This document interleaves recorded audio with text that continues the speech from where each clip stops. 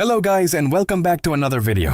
In today's tutorial, I'll show you how to turn link preview on or off in WhatsApp using the latest version of the app.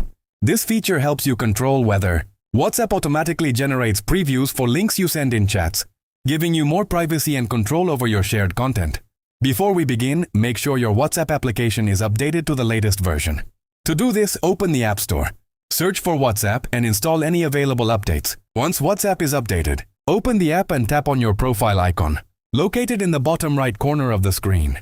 Next, select Privacy from the Settings menu. Scroll down to the bottom and tap on Advanced. Inside the Advanced Settings section, look for the option called Disable Link Previews. If you want WhatsApp to stop generating previews whenever you share a link, simply turn this option on. If you prefer to see link previews as usual, just turn the option off. And that's it. You've successfully learned how to enable or disable link previews in WhatsApp. If this video helped you, please leave a like, subscribe to the channel, and turn on notifications for more WhatsApp tips, tricks, and tutorials. Thanks for watching, and I'll see you in the next video.